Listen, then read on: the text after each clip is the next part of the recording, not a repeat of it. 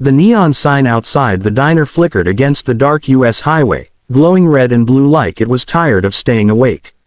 Inside, the air smelled of coffee, fried eggs, and old vinyl seats. It was close to midnight, the kind of hour when only truck drivers, night shift workers, and people with nowhere else to go showed up. Emily, the waitress, adjusted her apron and kept moving. Her feet ached, but she wore the same polite smile she always did. Tips were how she paid rent, and rent didn't care how tired she felt. At booth number 4 sat 3 men who didn't belong to the quiet rhythm of the diner. They were loud from the moment they walked in, boots scraping, laughter too sharp, voices cutting through the soft hum of the radio. Emily had served people like them before. She knew the signs. Snapping fingers instead of calling her name, interrupting her while she spoke, leaning back just enough to block her path when she tried to pass. "Hey, sweetheart, this coffee's cold," one of them said, even though steam still rose from the mug. Emily took a breath. "I'll bring you a fresh one," she replied calmly. Another laughed. "Bring it fast this time." She nodded and turned away, pretending not to hear the way they laughed again, louder now. At the counter, an older man stirred his coffee and stared down at the surface, choosing not to get involved. A young couple in the corner whispered to each other, eyes fixed on their plates. No one wanted trouble, especially not this late at night. When Emily returned with the coffee, one of the men slid the menu toward the edge of the table, letting it fall to the floor. "Oops," he said, smirking. She bent down, picked it up, and placed it back without a word. Her hands shook, but she kept her voice steady. "Are you ready to order?" They ordered slowly, changing their minds, laughing among themselves. Each minute felt longer than the last. The manager was in the back doing inventory, headphones on, unaware of what was happening up front. Emily thought about calling him, but the men hadn't crossed a clear line yet, just enough to make her uncomfortable, not enough to cause a scene. When she brought the food, one of them complained again. "This isn't what I asked for." "Yes, it is," another said, grinning. "But maybe she can't remember." Emily felt heat rise to her face. She swallowed it down. "I can fix it," she said. Before she could take the plate, the bell over the diner door jingled. The sound was sharp and sudden, slicing through the laughter. For a brief second, everyone looked up. From outside came a low rumble, not loud but powerful, like distant thunder rolling closer. Emily froze, her hand still on the edge of the table. The men turned their heads toward the door. The rumble grew steadier, multiple engines now, slowing down right outside the diner. Something was about to change. The diner door opened slowly, and the rumble outside faded into a quiet, heavy presence. One by one, the bikers stepped inside. There were 6 of them, broad-shouldered, road-worn, jackets marked with patches and dust from miles of travel. They didn't look angry. They didn't look friendly either. They simply looked aware, the kind of people who noticed everything without needing to say much. The laughter at booth number 4 stopped. Emily felt the shift in the air immediately. It was like the room had taken a deep breath and was holding it. The bikers spread out naturally, 2 at the counter, 3 taking a booth near the wall, 1 standing by the door as it closed behind him. None of them stared openly at the men, but their calm attention said enough. "Evening," the biker at the counter said, his voice low and polite. "Coffee, please." Emily nodded, grateful for something normal to do.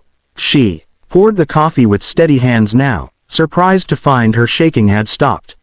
When she set the mug down, the biker looked at her name tag. "Thanks, Emily," he said simply. It wasn't flirtatious. It wasn't loud. It was respectful. That alone made her chest tighten. Behind her, one of the men at booth 4 cleared his throat. "What are you guys looking at?" he said, trying to sound tough, but the edge in his voice gave him away. No one answered. The biker who had ordered coffee took a slow sip, then turned slightly on his stool, not toward the men, but toward Emily. "Everything all right in here tonight?" he asked, loud enough for everyone to hear. Emily hesitated. She glanced toward the booth, then toward the kitchen door.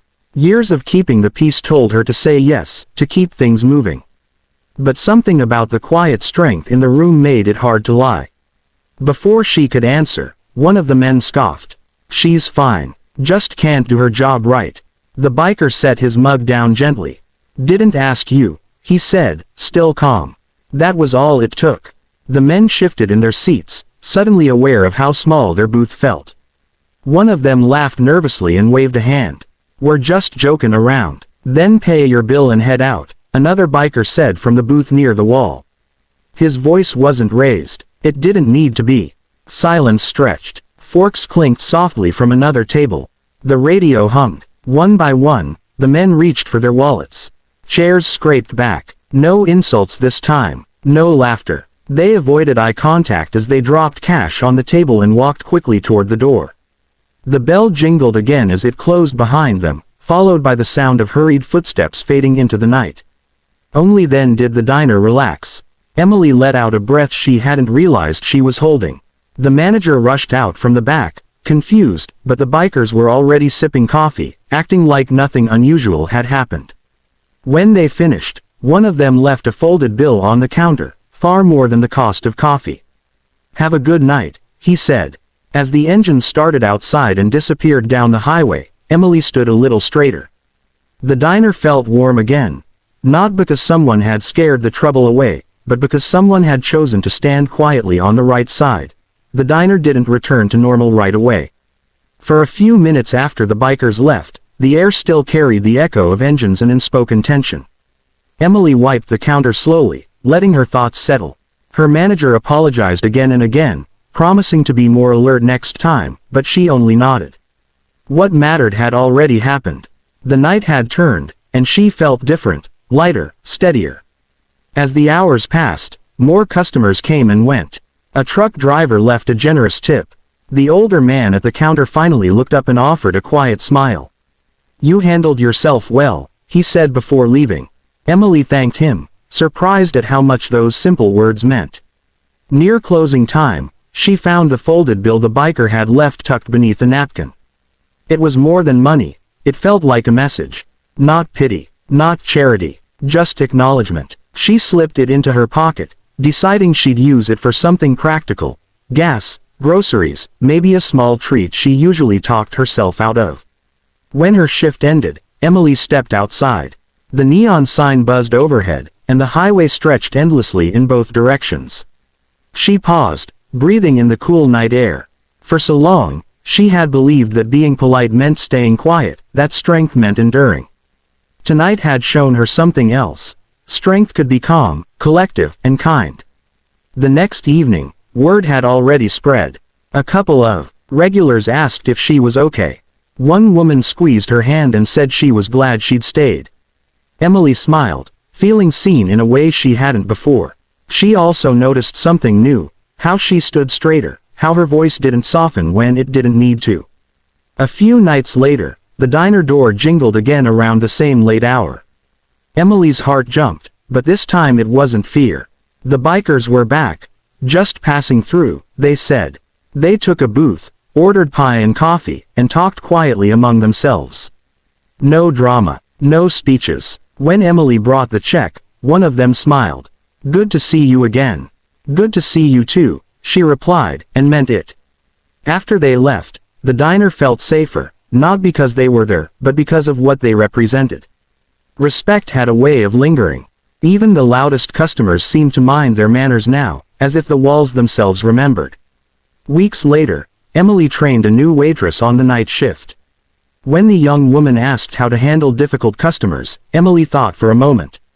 "Be polite," she said, "but don't forget you matter too. If something feels wrong, say so." The diner kept serving coffee under its flickering sign, just another stop on a long American road. But for Emily, it had become something more, a place where she learned that standing up didn't always mean standing alone, and that sometimes, the quiet arrival of the right people could change everything.